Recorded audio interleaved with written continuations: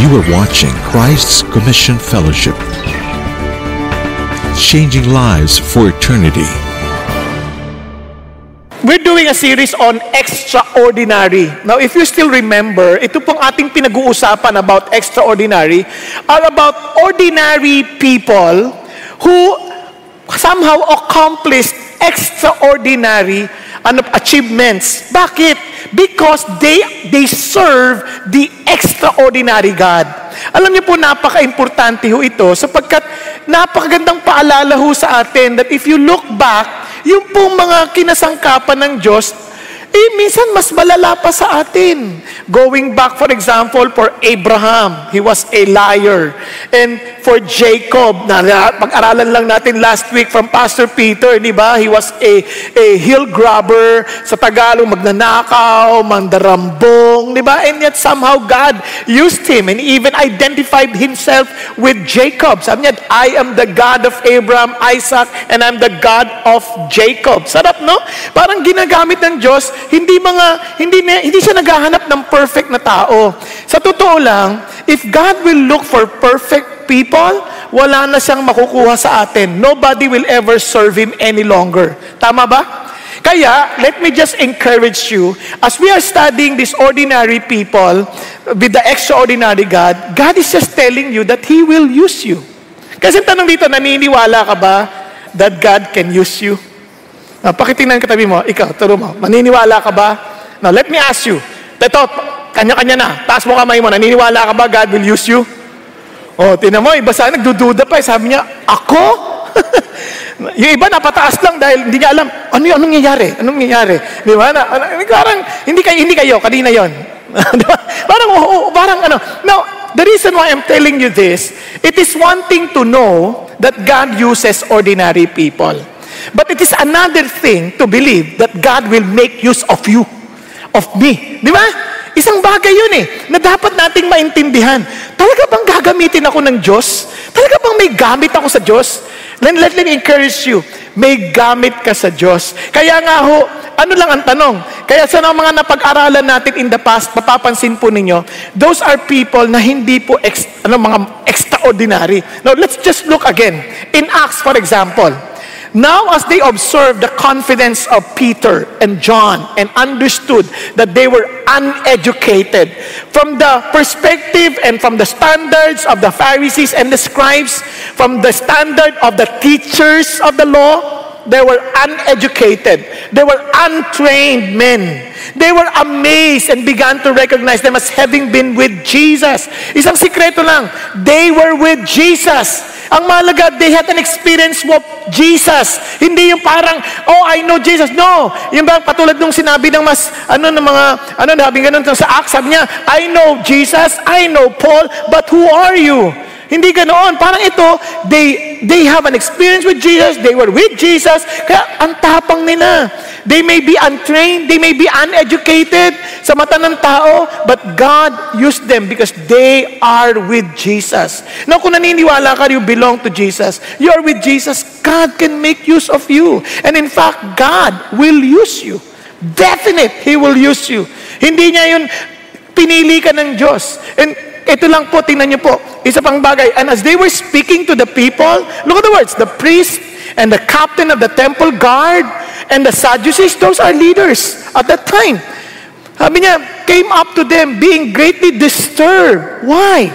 Because they were teaching the people and proclaiming in Jesus the resurrection from the dead.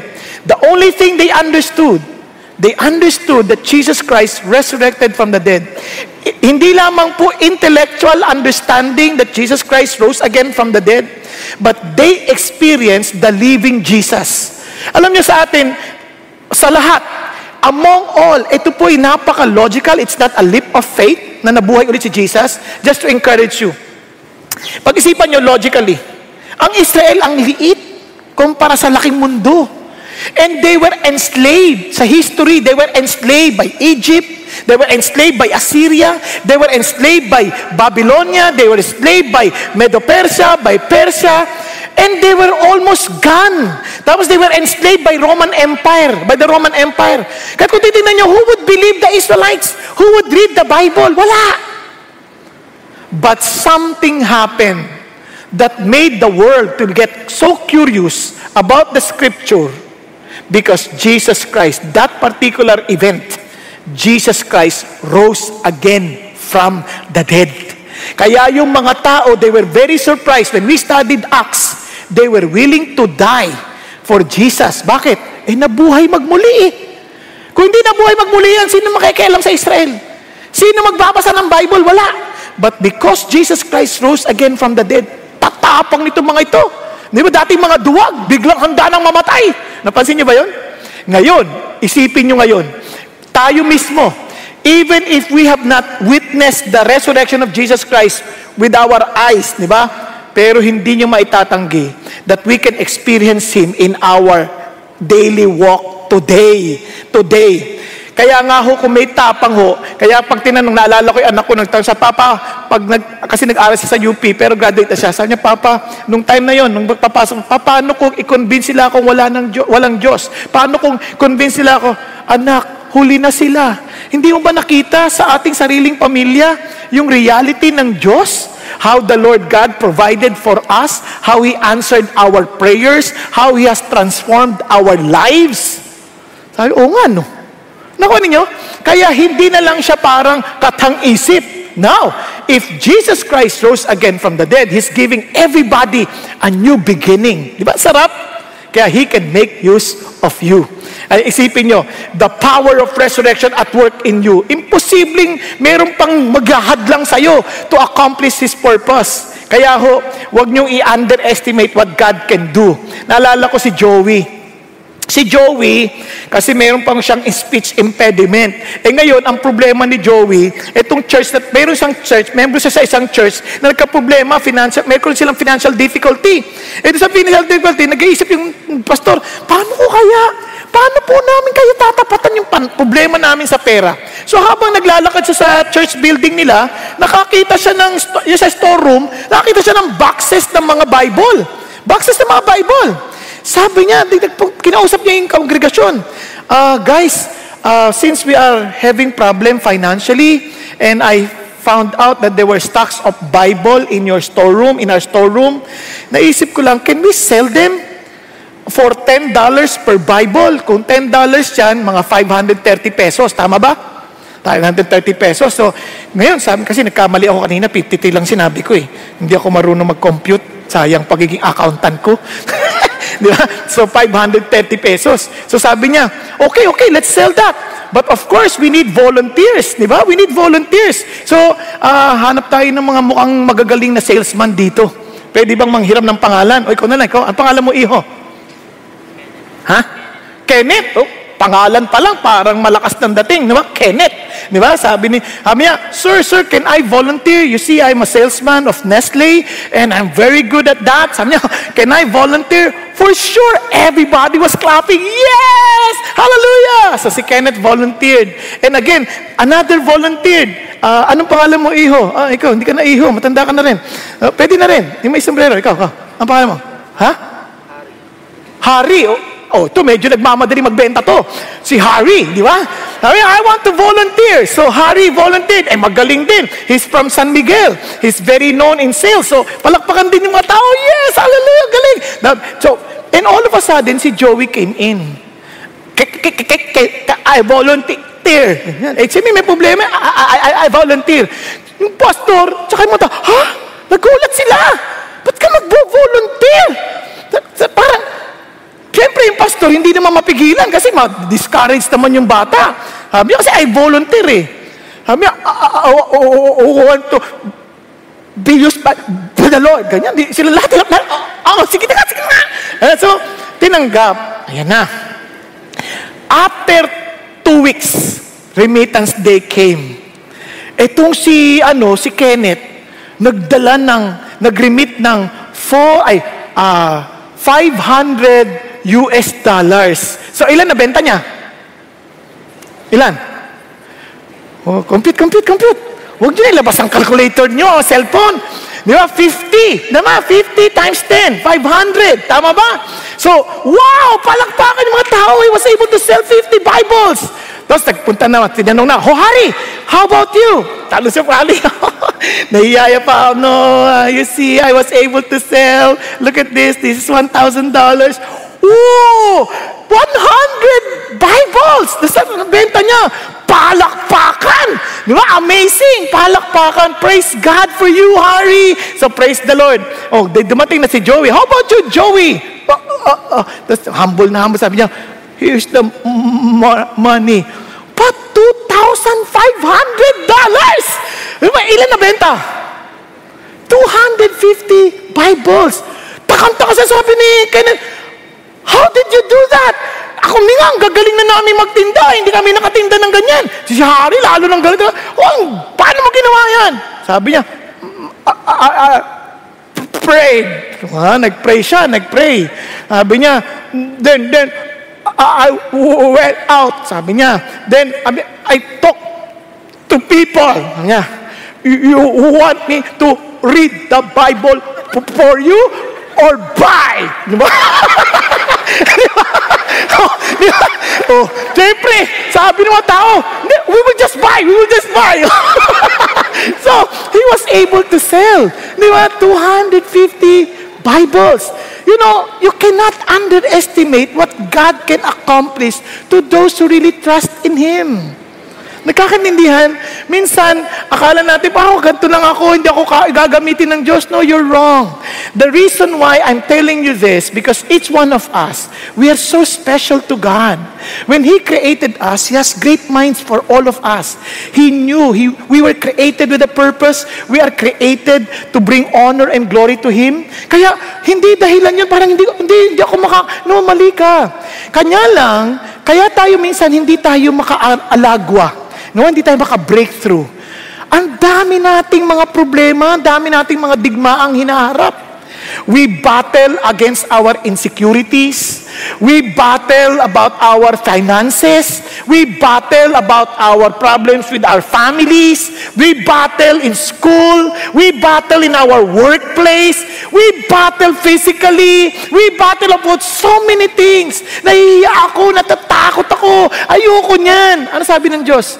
Ang totoo niyan, our real battle is this. Sabi ng Bible, finally, be strong in the Lord and in the strength of His might. Put on the full armor of God so that you will be able to stand firm against the schemes of the devil. The devil will always accuse you. The devil will always say, wala kang pag-asa. Ikaw, gagamitin ng Diyos. Nako, ang dami mong kabalbalan. Ang dami mong kapalpakan sa buhay. Ikaw, gagamitin ka ng Diyos. Hindi ka nga marunong magsalita. Ikaw, gagamitin ka ng Diyos. Bagsak-bagsak ka nga sa school. Ikaw, gagamitin ka ng Diyos. Di wala ka nga pera. Ikaw, gagamitin ka ng Diyos, hindi ka nga pinaniniwalaan ng asawa mo. Then Satan will accuse you. And alam niyo, listen to this. Satan is the accuser of the brethren. But when God speaks to us, yes, He may convict us, but never will He condemn us. Are you following? Sa Diablo, condemn ka niya. But God, He will just convict us and challenge us to come to Him and make yourself available, and He's always there to mold us according to His purpose. Amazing si God. Now, tingnan nyo, kasi sabi ng Lord, why? Well, our struggle is not against flesh and blood, but against what? The rulers, against the powers, against the world forces of this darkness, against the spiritual forces of wickedness in the heavenly places. Sino kalaban natin? Espiritu ng kadiliman. Obviously, don't say, pag ang asawa mo pinipigilan ka, huwag sabihin, alam mo, demonyo kan talaga eh. Walang ganunan. We fight it out in the spiritual realm. Kaya nga sabi ng Bible, put on your whole armor. Paano whole armor? Now, we cannot explain everything, but one thing for sure, our armor is Christ Himself.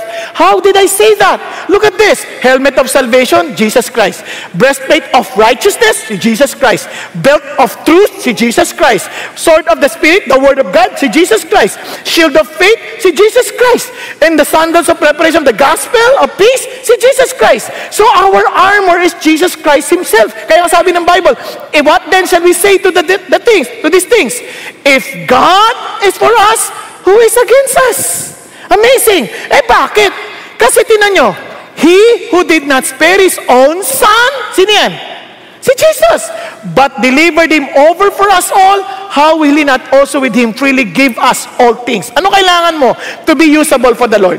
Diba? Sabi ng Bible, tingnan nyo, because of that, but in all these things, we overwhelmingly conquer through Him who loved us. Kaya naman si Paul, sabi niya, I am convinced neither death, nor life, nor angels, nor principalities, nor things present, nor things to come, nor powers, nor height, nor depth, nor any other created thing will be able to separate us from the love of God, which is in Christ Jesus our Lord. Sarap, di ba?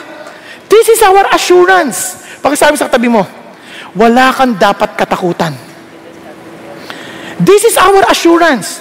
That Jesus who died for you is the very same Jesus who will strengthen you. Is the very same Jesus choosing you. Okay ba yan? Hello? Kaya, ang tanong na lang, are you willing? Kaya, ito po, ang ganda nito, hindi tayo iniwan sa ere with a principle. He gave us a very good example from the Bible of a person who also parang an ordinary guy whom God has chosen and yet became victorious. Sino yan? Yan ang ating aaralin. Si Joshua. Amen. Si Joshua. Are you excited? Si Joshua. Now, sa buong buhay ni Joshua, he was in a battle. Now, lagi siya nakikipaggera. Now, listen to this. We have our own battles. But let me assure you, we are fighting from the won war. Panalo na. Hindi talunan. Meron lang mga maliliit na grupo na trying to destroy what we have won. But we are on the winning side. Are you following? Tapos na ang boxing. Ano na lang to, mga maliliit na bosses trying to stop us to enjoy our victory. Okay ba yan? Maliwanag? Hello? Kaya, anong gagawin natin if we are these packets of battles na hinaharap? Let God fight your battle. Sabihin sa katabi mo, let God fight your battle. Okay? Let God fight your battle. May problema ka sa sarili mo, let God fight your battle. May problema ka sa relationship, let God fight your battle. May problema ka sa pamilya, let God fight your battle. Nagkakadinihan? Now, ang tanong ganito, bakit po importante let God fight our battle? Ang ganda nito, alam niyo ba yung pangalang Joshua? Ang ibig sabihin ni God is salvation. Ang Diyos ay tagapagligtas. Kaya nga, if you are to look at how Joshua lived, napakaganda, yung overarching na kanyang overview or verse that tells us of the kind of life he went through, ito po yun. I commanded you, Joshua, at that time. Si Moses po speaking to Joshua, saying, your eyes have seen all that the Lord your God has done to these two kings. Ano sinasabi ni Moses kay Joshua? Joshua, you fought for these two kings, napanalunan mo sila, nakita mo nung ginawa ng Diyos laban sa kanila. Kaya Joshua, I'm telling you, the Lord shall do to all the kingdoms into which you are about to cross. Lahat ng kaharian, ganun din ang mangyayari sa kanila. Bakit? Kaya huwag kang matakot sa kanila, for the Lord your God is the one fighting for you. Okay ba yan? Who's fighting for you? God. Wow! Parang ako man, kumbaga, hindi pa nagsisimula yung boxing, tapos na yung boxing. Bakit? Because my God is fighting for me. Kaya, let me just remind everyone, you want to enjoy the victory that God gave you? Let God fight your battle. Pakaulit ko sa katabi nyo, let God fight your battle. Now, paano yan sa totoong buhay? Yan. Paano sa totoong buhay yan? Ama? Hindi kasi minsan, maganda. Let God fight. Pero paano sa totoong buhay? Paano yan? Pastor, kayo kaya humarap sa asawa ko, mukhang demonyo yun. Wag, relax ka lang. Wala, kaya ng God yan. Kaya nga wala namang demonyong pwede pang manaig sa Diyos eh. Di ba? Yung isa, mga anak, sabihin, tatay ko, demonyo yun eh. Relax ka lang. Nanay ko, demonyo yun eh. Hindi. Relax ka lang, bruha lang, pero hindi yan demonya. Ang Diyos mo, mas makapangyarihan sa kanila. Yung boss ko, nako, monster yun. Kaprin na kaprin dating nun. Walang bagay na hindi kaya ng Diyos. Paano ngayon yan sa totoong buhay? Pag-usapan natin. Remember the words. Trust God in everything as you give your best in all things. Okay ba tayo dyan? Nagkakanindihan? So sa madalit salita, hindi ka passive na para, okay Lord, I trust you. No, no. When God tells you to do something, you give your best. Okay ba? You give your best. Kaya paano ba yung best na yan? So yung word na best, alalahanin ninyo ito. You banish your doubts, you inquire of God for His promise, you seek your rest in God, and take the step of faith. Now, dito tayo magsisimula. Now, imagine, let's go to Joshua. Haba ng Joshua, pero we will just focus on the beginning steps. Bakit? Kasi, if you have won on your first battle, the major ones, madali na yung susunod. Siguradong panalo ka na. First, now it came about after the death of Moses, the servant of the Lord, that the Lord spoke to Joshua, the son of Nun, Moses' servant, saying, tigil mo tayo sandali.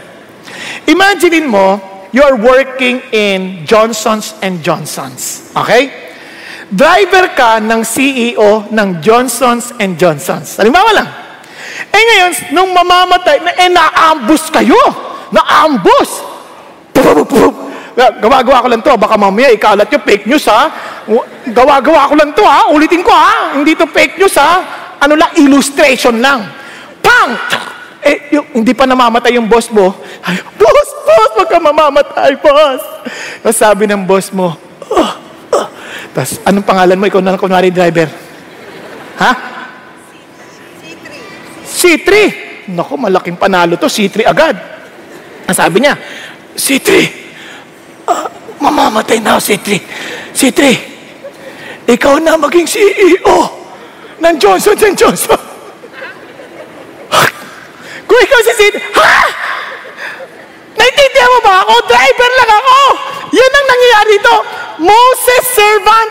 Ano ka ba? Hindi ko kaya yan. Di ba? Ano sinasabi mo? Naintindihan ninyo? Ako? Kasi bakit? Ano man nangyayari dito? Sabi niya, Moses, my servant, is dead. Now, therefore, arise, cross this Jordan, you and all these people to the land which I am giving to them, to the sons of Israel. Kasi sabi niya, okay Joshua, patay na si Moses, ikaw na ang maglilid sa mga taong ito to bring them to the promised land. Kung ikaw, para kang hindi ka po kaya yun. For sure, sigurado tatanungin mo, Lord, kung sakali man lumaban ako sa gera noon sa Amalekites, Lord, please, nagpe-pray si Moses noon. Every time Moses would lift his hand, Lord, panalo kami. Pero ngayon, wala na magpe-pray na Moses, patay na siya. Tapos ako na ngayon nalaban, Lord naman.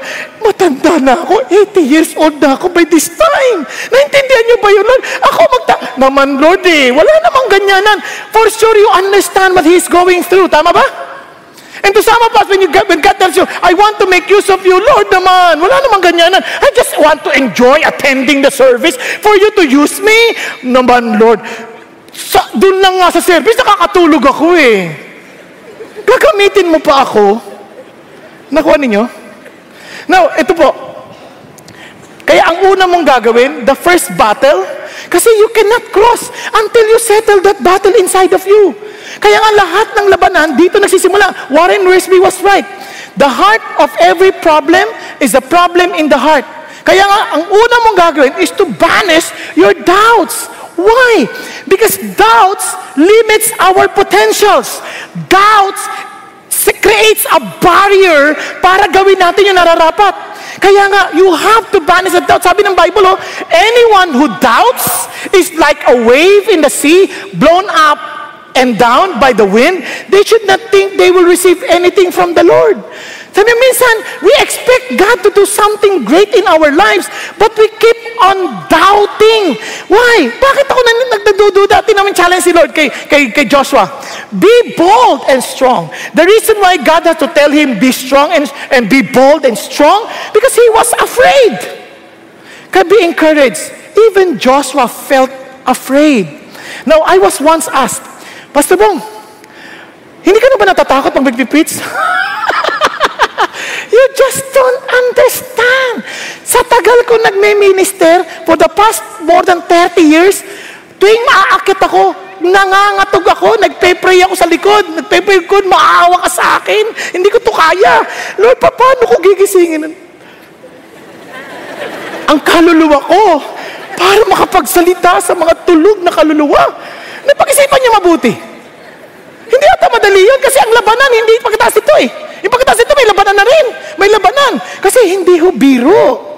Kaya I would cry out before God. Almost every day I would cry and say, God, pag di mo ako tinulungan sa mga ginagawa ko, patay ako rito. I'm afraid.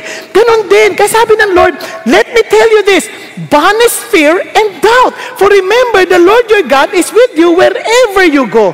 Now, how can you banish your doubt? Can you do that? Of course. Because doubt is a choice. To doubt is a choice. Let me repeat. Para pagdudahan mo yung sinabi ng Diyos at ang sarili, yung ginawa ng Diyos para sa iyo, pinili mo magduda. Choice yun. Di ba? Hindi ka naman parang, basta nagdududa. Hindi, pinili mo magduda. Hindi ako naniniwala sa mga pinagsasabi. Hindi, bakit hindi mo siya sa atin?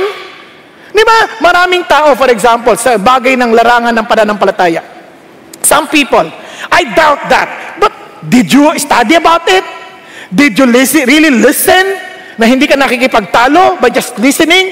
Di ba? Minsan we doubt because we chose to doubt. Nagkakanindihan. Hello?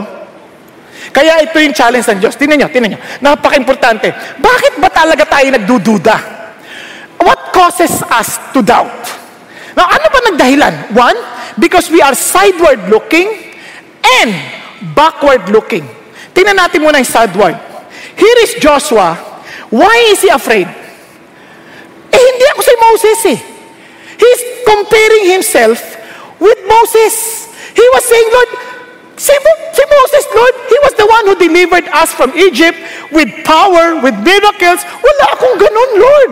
Lord, we keep on trying to compare ourselves with somebody else. Pag sinabi ng Diyos, gagamitin kita, Kenneth, Lord, hindi naman ako kapareho ni Bong eh. Lord, hindi ako marunong yan. Now listen, alam nyo, kahit si Peter, when God tells him, okay, you feed my sheep, you feed my lamb, ang sabi ng Lord, Lord, how about him? Ang sabi ng Diyos, what if I want him to live until I come back? What is that to you? You follow me. Ano sasabi ng Diyos? Stop comparing yourself with somebody else. Alam ko yun, nung ako tinawag ng Diyos, ganun ang tanong ko, Lord, hindi po ako marunong magsalita, bulol po ako. Alam, bulol nga ako eh. Isipin nyo, lahat ng mga kapangitang pangalan, tinawag na sa akin. Nognog, baluga, mabaho, pangit, lahat sinabi. Mayroon ka pang tapang humarap sa tao? Dagdagan nyo pa ng walang ya, magnanakaw. Dagdagan nyo pa ng lahat, bobo. Kaya nga ang pangalan ko noon, Bobong Saking. Dahil naniniwala rin ang magulang ko. Siyempre, masarili magulang naniniwala na kaya ako bobong dahil sa mga saking, ako ang pinakabobo. Isipin niyo mabuti yan. Ikaw pa ba, may tapang ka pa magsalita? Kaya sabi sa akin, Diyos, I want to use you. Lord, kuya ko na lang. Yung kuya ko, matalino yon, valedictorian, university scholar sa UP. Ako, Lord, pang artista lang ako, Lord. Kontrabida naman eh. Di ba, Lord, please, wala akong ganyang lakas ng loob. Because you keep on comparing with others. You say, God, hindi aksidente magkakaiba tayo ng mukha. Hindi aksidente magkakaiba tayo ng anyo. Bakit? Because God will make use of you as you are. Stop comparing yourself. Kaya, naalala ko, nung bago na akong pastor, siyempre, bago na ako. I'm looking for someone who I can look up to and imitate. Isang pastor, ang galing. Kasi ako, I easily get disturbed, pag yung mga tao na natutulog, na-disturb ako. Siya, tuloy lang. Babasahin niya yung script niya, wala siyang pakialam, matulog ka o hindi. Sabi ko, gusto ko yun, Gusto ko yan. Wala siyang pakialam sa mga tao. Gagayahin ko yan. Sabi natin, pangalan niya ay C3. Tapos, mayroon naman nakita, isang pastor, galing din. Ang tangkad, ang gwapo ng dating. Tapos ang linis ng dating. Kasi may mga taong ang linis ng dating eh. Di ba? Pag ganyan, pag preach, God loves you. iba! Yung mga babae, gumagano kagad kasi parang, ang dating parang, I love you, parang gano'n eh, parang, ang gwapo, ganyan. Ako, Lord, gusto ko yung ganyan dating, yung ang linis ng dating, ganyan. Kasi ako, marumi yung dating ko eh. Kahit bagong ligo ako, marumi yung dating eh. Yun, parang di naliligo, pero ang linis. Makinis kumalaw. Makinis. Ganyan. Sabi ko, wow, gusto ko maging ganyan. Tapos sunod, nakakita naman ako, mas matindi. Humihiga naman. Humihiga. Gusto ko rin yan. Gusto ko yung humihiga. Tapos sabi ng Lord, tingnan mo. Gusto mo maging C3. Gusto mo maging C2. Gusto mo maging C1. Sabi niya, alam mo, wala ka doon. Iba ka. Di ba? Hindi kasi C3, hindi kasi C2, hindi kasi C1. Why don't you just be Bong? Don't compare yourself with others. I did not choose you because you're like C3. I did not choose you because you're like C2. I didn't choose you because you're like C1. I chose you because you're Bong. Nagkakaintindihan? Kaya tinawag sabi ng Bible, of course, we would not dare to classify ourselves or compare ourselves with those who rate themselves so highly. How stupid they are. They make up their own standards to measure themselves by and they judge themselves by their own standards. Sabi niya, kalokohan yun. Balikan natin. Sa ibang translation, ganda-ganda. Certainly, when they measure themselves by themselves and compare themselves to themselves, they show how foolish they are. Pinapakita mo lang na stupido sila. Bakit? Kasi you don't compare yourself with others and think of yourself as you are the one qualified because that guy does not qualify because it does not meet your standard. Ano sabi ng Diyos? No, that's not the measure. Kalokohan yan. The measure is my choice for you. I chose you to bear much fruit and that your fruit will remain. Ask in my name whatever you need to become fruitful and I will give it to you. Tama? Yan ang sabi ng Diyos.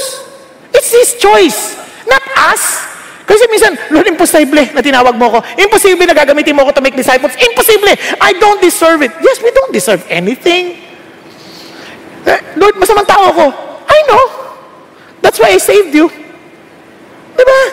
Lord, bobo ako. Yes, but I'm the God of wisdom. Lord, bulol ako, but I created the mouth to speak. Diba? Lahat ng tanungin mo, meron si God. Because God wants us to be reminded, I want to use you because of me, not because of you. Okay ba yan? Well, how about, Lord? Teka muna, Lord. Sandali lang. Marami akong pagkakamali in the past. You just don't know my past. Sabi ng Diyos, what? I know everything. I even know your future tendencies.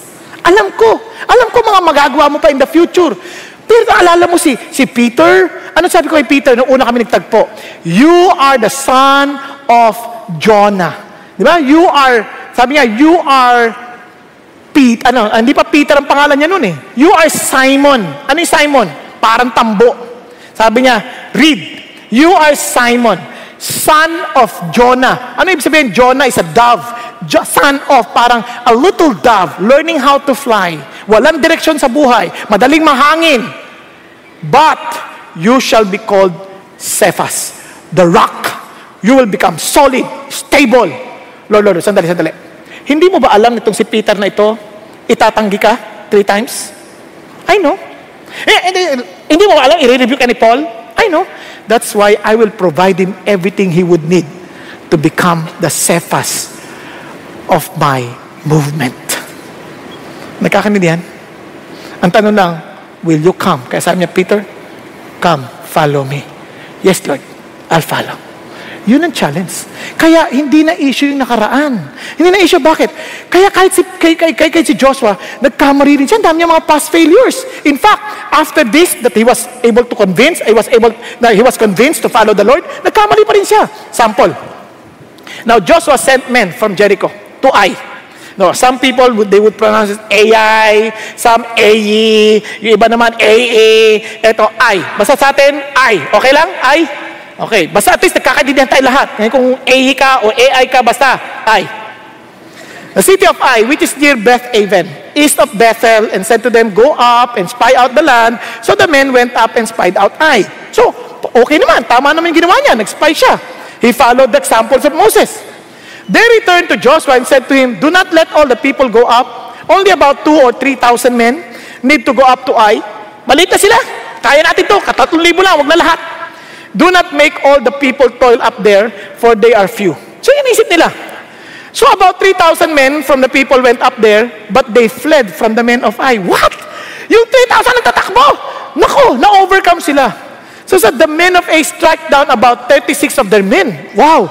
And pursued them from the gate as far as Shebarim, and struck down them and descent, so the hearts of the people melted and became as water. Kawawa naman. Ano nang nangyari? Di wala na silang laban. So Joshua was so discouraged. Joshua began to doubt God again. Kasi failure eh. Sabi niya, "Alas, O Lord God, why did you ever bring these people over the Jordan? Only to deliver us into the hand of the Amorites, to destroy us. If only had been willing to dwell beyond the Jordan, sana Lord, nandun na lang kami." Ano sabi ng Lord? Pakinggan niyo. Sabi ng Lord, sumagot si God, "Tumayo ka nga." Bakit ka ba nakadapa? Uy, nagtatagalog si Lord ha, mamisa-misa. Ba't ka ba nakadapa? Tumayo ka nga. Sabi ng Diyos, alam mo, mayroon kayong problema eh. You did not listen to my instruction. Hindi kayo nakinig. Sabi ko sa inyo, huwag kayong kukuha ng bagay na para sa inyong sarili. Everything must belong to God. Tinago nyo. That was the issue of Achan. Nagnakaw si Achan. Alala nyo? And the Lord revealed to him na si Achan ngayon nagkaproblema, so they stoned Achan and his family to death.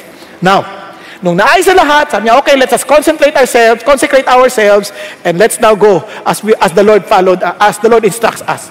Ano sabi ng Diyos? Kahit nagkamali ka, it doesn't mean that's the end of the world. You know what God is saying? Sige, balik ka na sa akin. Let's work it out again. Pag nagkamali ka, whatever failures you had, God is giving us a new beginning. Yun ang idea ng mercy. God is full of mercy.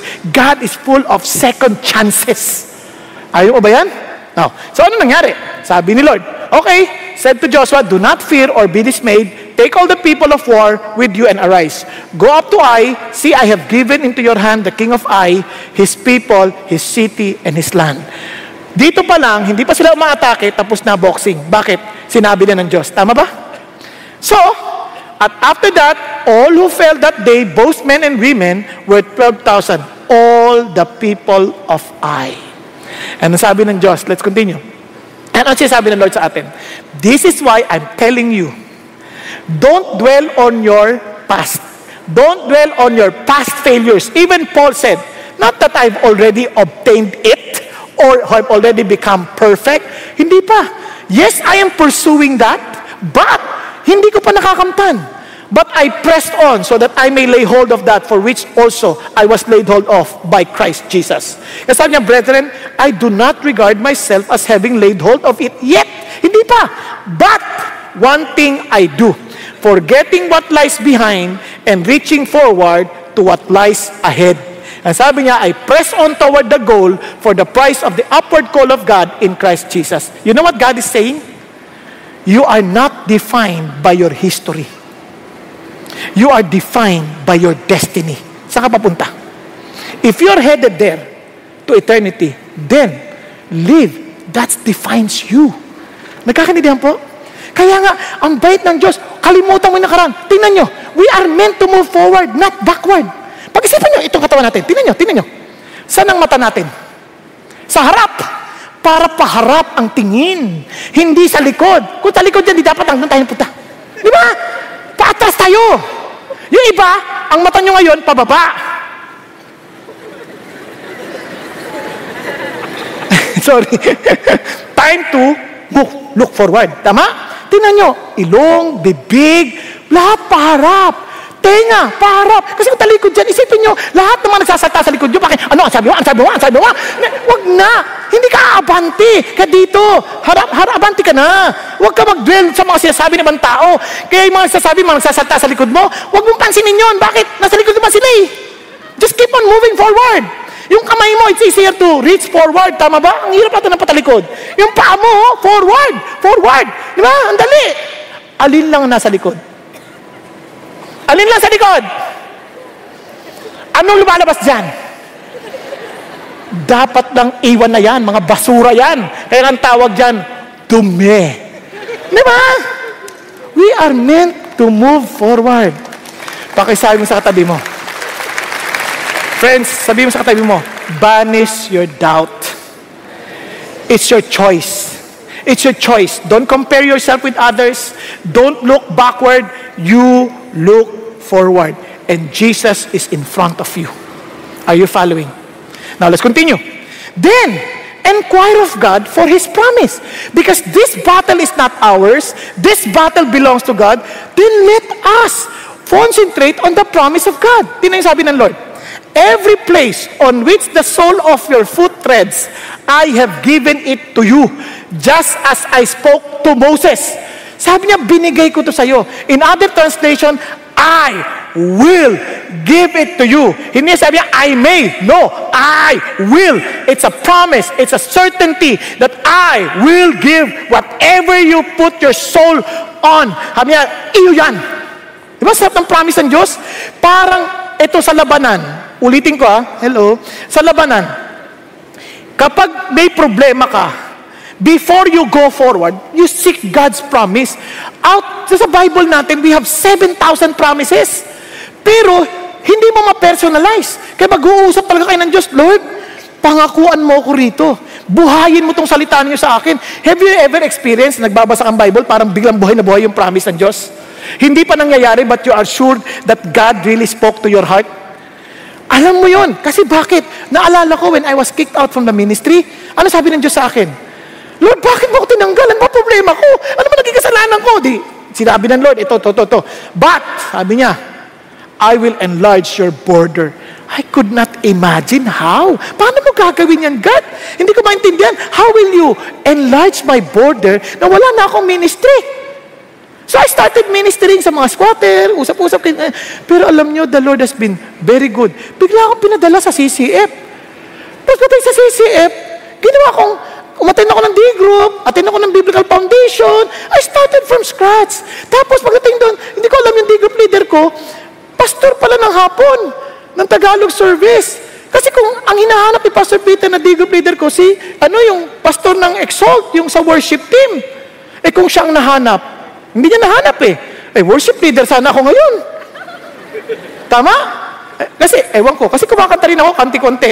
Ngayon, buti na lang, hindi niya nahanap. Hindi niya mahanap. So, nahanap niya yung pastor. Ito ang maging, guide mo siya, guide mo. So, ginaide ako. Sabi niya, ano ba trabaho mo dati? Natanggal akong pastor dahil masamang tao ako Sabi, and he guided me, helped me, start all over again. Ang ganda, ang bait ng Diyos. And I started preaching as a guest. Preaching as a guest. Then after about a year, wala pa nga isang taon the Lord filled up the place. And somehow, they needed another service. Ano nangyari? Of course, the rest is history. But surprisingly, sabi, ang request ko lang, Lord, sabi ng dati kong mga leaders, hindi daw ako tinawag. So now that I have new leadership, if you really have called me into the ministry, then my new leadership will affirm that I am called.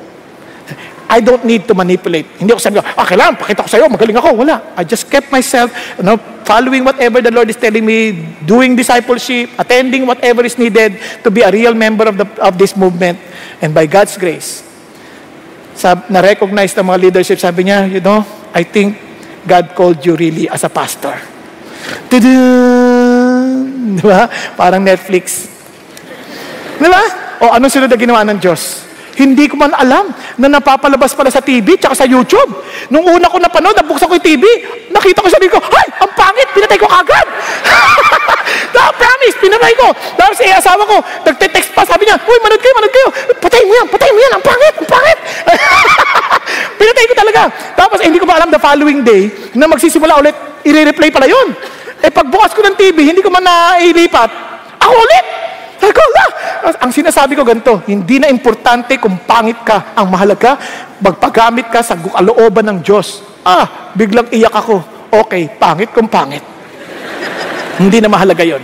Pero hiniling ko sa Lord, pwede niyo ba, kasi sobrang taba ko noon pwede niyo pa akong papayatin, baka akala na kinakain ko yung tights. Sa awa ng Diyos, umeta akong konti.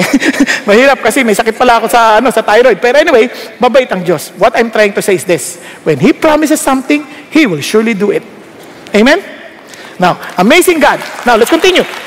Sabi niya, now behold, look at this. Today, Sabi niya, before he died, today I'm going the way of all the earth. And you know, in all your hearts and in all your souls, that not one word of all the good words which the Lord your God spoke concerning you has failed. Ni isang pangako na nag-fail. Wala.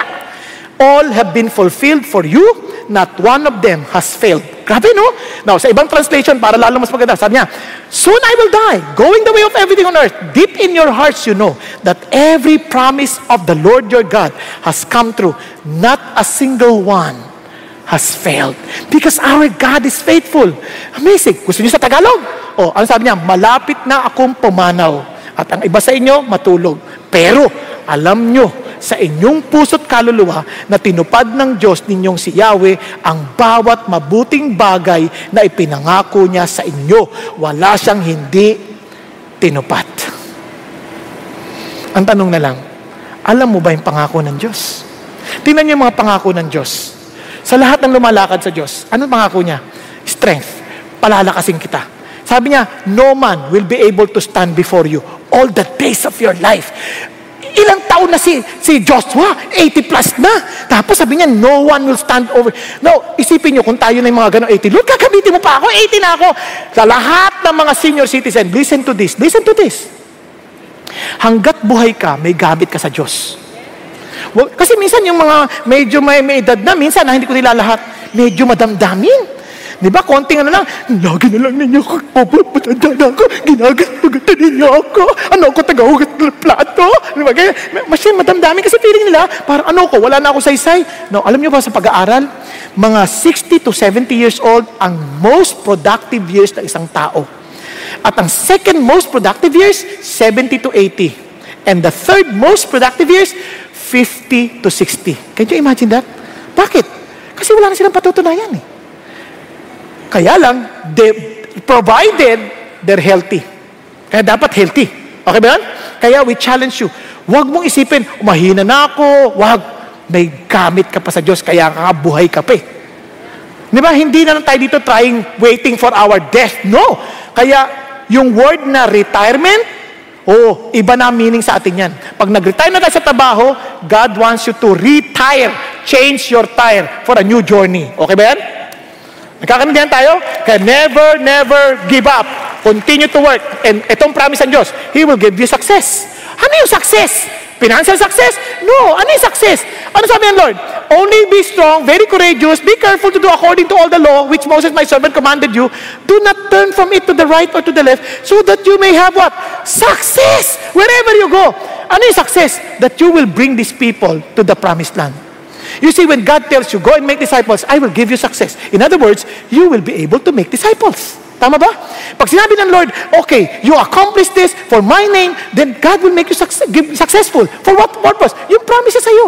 Kung ano yung tinawag niya sa'yo, He will make you successful. Nagkakaintindihan po. Kaya when God called me into the ministry, ang sa akin lang, Lord, help me to be successful, to inspire people, to bring salvation to your people, because I know there's no one else can save but Jesus. Nagkakaintindihan po? Hello? Now, ano sabi ng Lord? Ano gagawin natin? Remember what is written in this book. Study it day and night to be sure to obey everything that is written there. If you do this, look at the words, you will be wise, successful in everything. Yung maraming problema. Wala tayong excuse not to be successful. You know why? Binigyan na tayo ng Diyos ng Bible. Ang dami na. May book format. May Bible app. Kaya sabi, hindi ko kaya. May Bible app na eh. Hindi ko maintindihan. Ang hirap eh. Thou, thee. Ang daming translation. May King James, may New King James, may NIV. Paano yun kung iba-ibang? Hindi magkakaiba yan. Pare-pare lang. Sinasabi lang yan sa paraan na maintindihan mo. Di ba? Bakit ang daming nawala? Hindi nawala. Just basahin mo lang, compare mo. Kung ano yung wala, di duktong-duktong mo. Di ba? Hindi naman pwede sabi niya, thou shall not commit adultery. Pagdating sa ibang translation, you are free to commit adultery. Wala naman ganun. Di ba? Hindi mag-iiba yan. Pag nag-iba yan, alam mo na kagad na mali. Tama ba? Hindi mo naman pwedeng malalayo yan eh. Hindi naman pwedeng mabaligtad yung meaning. Hindi pa pwede. Hindi ba nakuha ninyo? Kaya napaka-importante. Nakakala niyo ba si Ann Preston? Si Ann Preston? Illiterate lady. Katulong siya sa Great Britain noon. Si Ann Preston, amazing. Naging Christian. Then she realized how important the Bible is. Kasi the Bible has so many promises. Tapos, alam ginawa ng bata? Di marunong magbasa. Luluhod, magbabasa lang. Sabi niya, Lord, teach me how to read. Nakaluhod. Lord, please help me. Hindi marunong magbasa eh. What is this? Nyari lang, 4. Tapos, sabi niya, God so loved the word. Ibig sabihin, wow, she was able to read. And whenever she testifies, she would quote scriptures. Amazing, no? Amazing. So, nagtaktaka yung mga tao. Talaga ba hindi ka marunong magbasa? Pinis siya, binigyan ng dyaryo. Read this. I cannot. Biglang sabi niya, but this one, this is familiar. But I think this is not, I think this is Lord, but this is not my Lord. Kasi hindi nagtatat sa heart ko eh. Walang ganun, walang steering. Sabi niya, tinignan nila, oh yes, it is Lord. Pero Lord Byron, hindi Lord Jesus. Kaya sabi ko, walang excuse. Kaya ang totoo niyan, kapag gusto, maraming paraan. Kapag ayaw, maraming dahilan. Tama? Tanong mga katabi mo, gusto mo o ayaw? Mamili ka lang. Gigising ka ba o hindi? Ay, hindi, sorry. Joke lang, tulog ka lang. Now, sabi niya, support. God will give us support. Can you imagine God gives us support? Ano sabi ng Lord? Have I not commanded you, be strong and courageous, do not tremble or be dismayed, for the Lord your God is with you wherever you go? I will support you. Nasa pag-isipan nyo, anong pinakamalaking problema? I don't have time. Why? Ang dami kong mga needs na kailangan ko i-attend to. Oh man, have you forgotten this promise? My God will supply? Hindi naman may eh. Will. Some of your needs? Hindi. All. Tama? Kasama ba yung pustiso? Oh, basta kailangan mo. Kasama yung pangkulay? Kung kailangan ba eh. Basta may buhok na kukulayan, ha? According to your children's riches. Ganun ba? No. According to His riches. In glory. But, inangat lang ha. Hindi niya sinabi all your greeds ha. Greeds. Hindi ganun. Needs. Ang sabi niya, in Christ Jesus. The promise is not for everybody. It is for everyone who belong to Jesus Christ. This promise is for those who belong to Jesus. Are you following? Kaya God will support you. Kaya nga, pansinin niyo po not inquiring of God may lead us to decide negligently. And that is exactly what happened. When the Gibeonites came, sabi ng Lord, don't make any treaty to any land, especially to your neighbors. Oh, ito mga Gibeonites, nagkunwari, as if coming from afar. Pagdating nila kay Joshua, anong ginawa ni Joshua? So the men of Israel took some of their provision and did not ask for the counsel of the Lord. So ano nangyari? They made peace with them and made a covenant with them to let them live, and the leaders of the congregation swore an oath to them. So, it came about at the end of 3 days after they had made a covenant with them that they heard that they were neighbors and that they were living with their land. Patay. Di ba? Kaya, you better inquire of God's promise. Are you following? Then, you seek your rest in the Lord. What does it mean? You see, God wants us to put all our weight on Him. Yung bang, Lord, sa'yo na ako magtitiwala. Sa'yo ako magpapahinga. Lord, hindi ko lahat kayang gawin. We have our own limitations. Pero tutulungan tayo ng Diyos. Amazing si God. Alam niyo, dito ko naintindihan, even sa pag-aaral, God will inspire you. Tutulungan ka ng Diyos. Inspire. Kasi nakakatamad ata mag-aral. But He will even teach you what to do. Kung talaga nagtitiwala ka sa Lord, sa'yo lang magtitiwala. For example, alam niyo po, there are times, minsan yung schedule ko napaka-erratic, sobrang dami, na hindi ko mahindian. Kaya lang, nagkataon lang dahil sa bigat ng traffic. Minsan, napapahaba. Kaya mo naman sana. Kaya lang sa dami ng mga unexpected na nangyayari. Parang biglang hindi mo na makayanan. And there were times, sabi ko, Lord, hindi ko na po kaya. Oh, matulog ka na. Minsan gusto mo pang mag-aral, tulog ka na. And amazingly, pag gising mo, biglang, uy, naintindihan ko lalo. Minsan kasi pagka pinipilit mo, parang ganyan. Tapos, uy, gising ka na. Wala ka lang na maintindihan. Nakita yun ng mga estudyante, di ba? Minsan, Lord, tulungan mo mag-aral. Tapos tulog ulit. Alam mo, magtiwala ka sa Diyos, patulog ka muna. Then, as you wake up, aral ka mabuti. Hindi naman yung brain mo mag-ooperate pa rin yan, huwag ka mag-alala. Mag-ooperate pa rin yan habang, das mamaya yung akala mo hindi mo masusolusyonan, biglang, maisip mo yung solusyon. Kasi habang natutulog ka, part of your brain is still computing, working, solving the problem, and you would be surprised pag-gising mo, huy, ito yung solusyon. Makakagulat. Something amazing about our framework. Why? Because God wants you to rest. To rest in Him. Kita sabi ng Lord, no one will be able to defeat you. Just as I was with Moses, so I will be with you. Remember, you are trusting me. You saw how I worked with Moses. Nakita mo si Moses trusting me. He was able to even celebrate Sabbath because he trusted me. As I was with Moses, I will be with you. Yun ang pangako ng Diyos, no? Amazing. Para sabi mo, Lord, okay lang kayo, kasama niyo si Pastor Bong, kasama niyo si Pastor Peter, kasama niyo si Pastor Ricky, kasama niyo mga pastor sa dito. Kami, Lord, kasama mo ba kami? Ano ka ba? Pare-pareho kayo anak. Kung anak kita, hindi kita iiwan, hindi kita pababayaan. Kung yung mga hindi nga naglilingkod sa akin, pinakakain ko tinutulungan ko pa rin. Pag umulan, tinatamaan din sila ng ulan. Pag naaarawan din sila, kailangan lang ng vitamin D3. Kaya binibigyan ko rin sila. Hindi tayo sila yung nagmamahal sa akin. Kung sila nga, binibigyan ko, ikaw pa, anak ko. Di ba? So, kung nga si Pastor Bong, sasamahan ko servant ko nga yan, ikaw pa, anak ko. Di ba, pare-pareho tayo anak ni Lord, di ba? So, ang tanong lang, nagtitiwala ka ba? Yes. Kasi sabi ng Lord, trust in the Lord with all your heart. Do not lean on your own understanding. In all your ways, acknowledge Him, and He will make your paths straight. Kaya tama si Pastor Peter last week, sabi niya, don't grab. Huwag mong manipulahin ang mga sitwasyon. Di ba, minsan yung mga babae, minsan, minamatipulan nila asawa nila, para yung asawa nila, basta, matay ka service, kundi kita kausapin. Kahit matay na service yan. Kung hindi naman talaga totoo sa Diyos, di wala rin. Huwag mo nang manipulahin. Gawang mo na siya na mabuti. Kain ka, di ba? Ano ka na ba?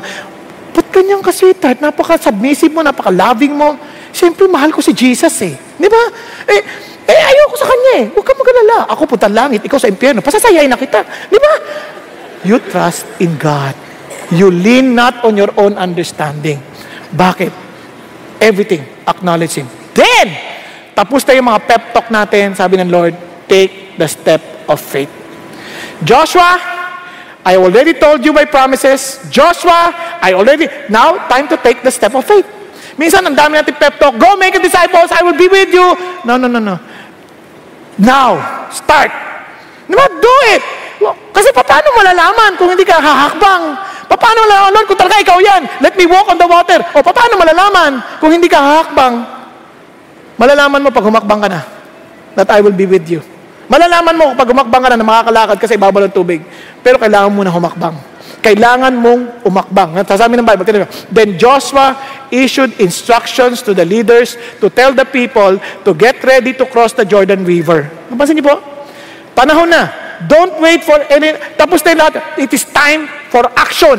When God tells you time for action, gawin mo na yung dapat mong gawin. Follow the Lord's instruction. And look at the words. If you wait for perfect conditions, you'll never get anything done.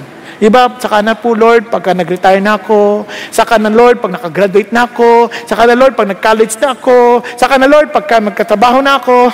Trust me, if you don't start it now, you can never have a perfect condition. Are you following? Some people, they always keep, pag nag-asawa ng mga anak ko, paano kung di pa dumating yan? Paano kung di na siya nag-asawa? 59 na, wala pa nang liligaw. Paano? If you're still waiting for the perfect condition, sorry. Wala na. You trust God. Take the step of faith. Now, para lalo natin maintindihan, let us just watch a testimony of a brother who really took a step of faith to do what is needed in order for him to win the battle as he allowed the Lord to fight for him. Let's watch Paul De Vera. I'm Paul De Vera. I grew up as a Christian, and I grew up in a Bible-believing family, studied in a Christian school. But growing up, I was dealing with a suicidal tendency that was there because it came out of habit. So the doctors say it was because I saw it as a way of escape. And whenever there's problems, challenges, or whenever I failed a quiz, I would really escape the punishment by punishing myself. So it started with self-hurting, like slashing my wrist, attempting to jump off from school buildings, and then it went on as a habit. Whenever there's problems, my main solution is really, I need to kill myself. But it's in the hopes that people will give pity, people will love instead of rebuke or correct me. But I surrendered that to the Lord, and I thought I was over it. Until 2017 came. During that time, my parents separated. That was really a trigger ever since I was a kid. So my solution back then was to pray, to do my quiet time, and I was doing that because I am a follower of Christ. But somehow all the thoughts just took over whatever reasoning I have. So I thought that by doing prayer and fasting, I could bring my parents back. So I said, I'm gonna do full fast. I didn't know that I was already depressed. And so without eating, without nourishing myself, I was defenseless in all the things that the enemy could have done and was able to do. And that's what happened. On the night of January 11, I went home and I was so distraught already. My dad, who was with me during that time, was telling me that I was trying to talk to me. He was trying to clear things up with me. What's happening? Why aren't you talking? I wasn't responding. I was just so sad. And then I slept. And I don't know why. I don't even know how I was able to do it. I went down, took my belt, and hung myself at our staircase. I just woke up one day in the hospital, and then they told me what happened. If you are going through something, the first thing you need to know is you need to bring people in. Because when your mind is already taken over by whatever your condition is, and then you keep it to yourself, you will destroy yourself in the long run. Speak to your family. Bring them in. Allow them to battle with you. Allow them to journey with you in the fight. The greatest advice that I could give for people going through this is to really kneel down and tell it. Say it to God. Express to Him how hard it is. Express to Him how desperate you are for an answer. And don't leave your prayer room until you get that answer. Sometimes the answer is not, this is how I will heal you. The answer is not, boom, wala na yung struggle mo. The answer sometimes come in the form of a peace that will pass all understanding. Just after you pray and cry out, I had those things. I had those times, hours of really crying to the Lord. And then I would breathe and the struggle's not there anymore. And I would worship God. I would really tell God, Lord, you saved me. So please be with me. I will step out of this. I will face the world. But I know it can happen anytime. I want you to be with me. Don't leave me. Don't forsake me. I need you. And it was a battle with Him. For 2 years, now I've been off my medications. But I knew that it was a hard fight.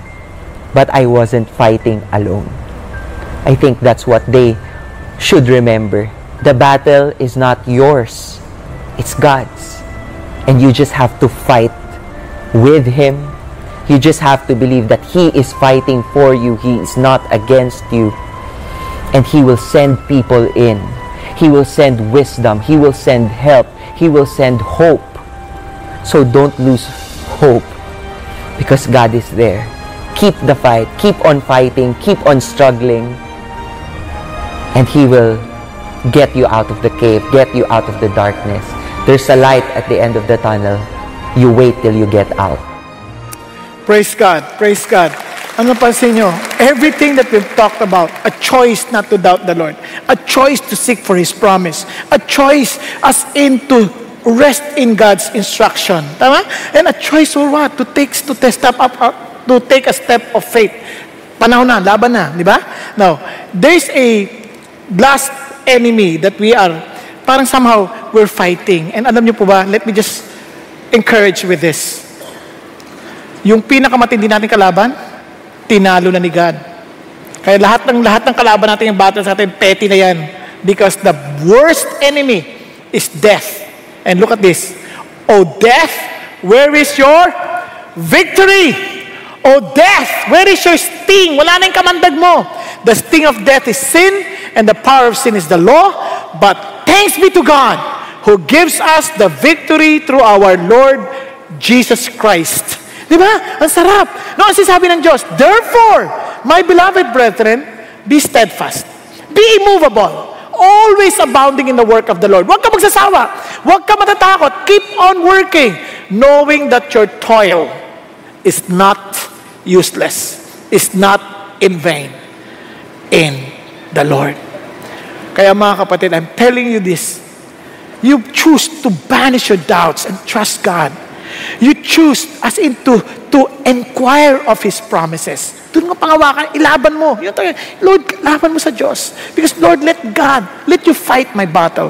You're not against me. Tama? And sabi, Lord, let me just seek my rest in you. Don't rest on people's promises. Don't rest as in on people's words. You rest on God. And, pinaka-importante, take the step of faith. Don't wait for a perfect condition because it will never happen. Take and believe God's word. Tayo pong lahat ay yumukusan, dalit pumikit. Kapatid, if you are not even convinced that God has already overcame death, that God has given you has already destroyed our worst enemy, which is death, how could you trust God for the petty battles that we still have in life? Kaya ang laking hamon ho sa atin. If you're not even sure na pagharap mo sa Diyos, hindi ka na mamamatay. Bakit? Hindi ka na dadalhin sa second death. Kasi napagtagumpayan na ni Jesus Christ. Dahil kasama mo na si Jesus. Kaya tanong lang, are you really convinced that in your own personal walk with God, even death, hindi mo kakatakutan because you know na si Jesus kasama mo. At si Jesus, He already overcame death. Kapatid, if you are not yet sure na talagang mayroon ka ng panalo sa death and you want just to be sure that you belong to Jesus, be humble enough to admit it and say, Lord, I just want to surrender myself to you. I don't want to fight this death any longer. I want just to follow you. Kahit dahil alam ko, I don't need to keep on being alive on myself, but for me to die for myself and live only for you. Kaya kapatid, if God is speaking to your heart, be humble to admit it. Lord, I want to live for you. Lord, I just want to surrender myself to you. I just don't want to keep on fighting. Let you fight my battle. If that is the if that is what you are crying out before God, will you please raise your hand before the Lord with all humility? Yes, yes, yes, yes. Give up and say, Lord, you fight my battle. You fight my battle. I'm tired of fighting my own battle. Let God fight your battle.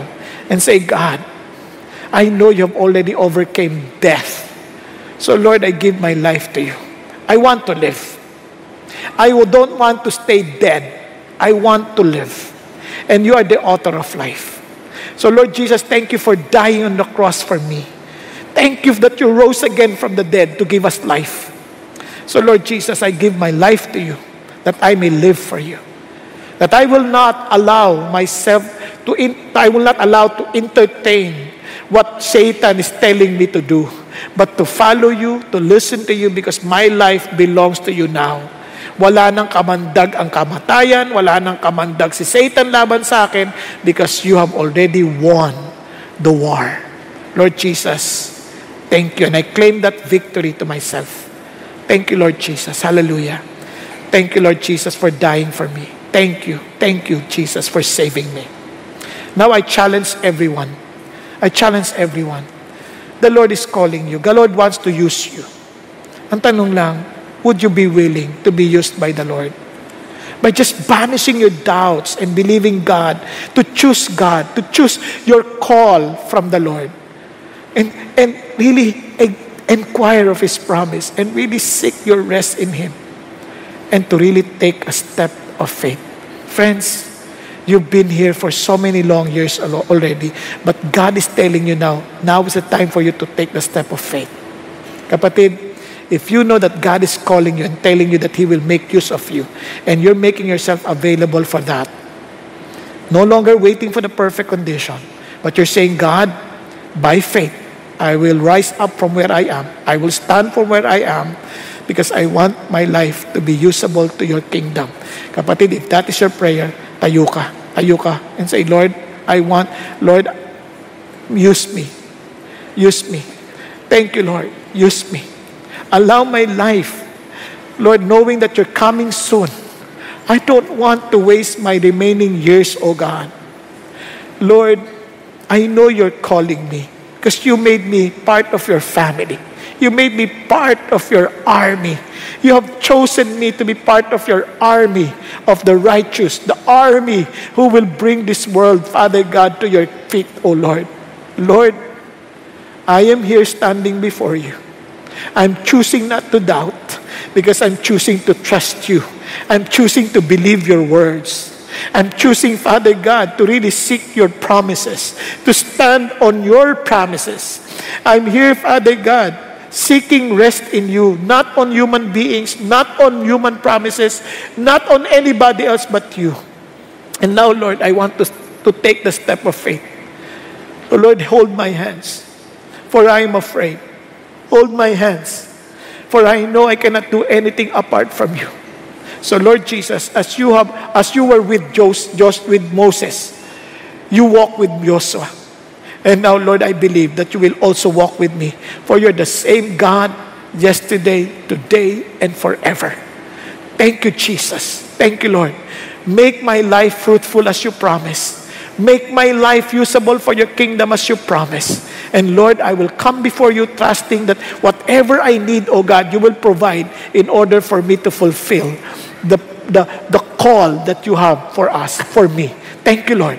We love you, Jesus, because you first loved us. Thank you, God, for giving us this opportunity to take the step of faith with you. In Jesus' name we pray. Hallelujah. Amen, amen, and amen. God bless you and good night.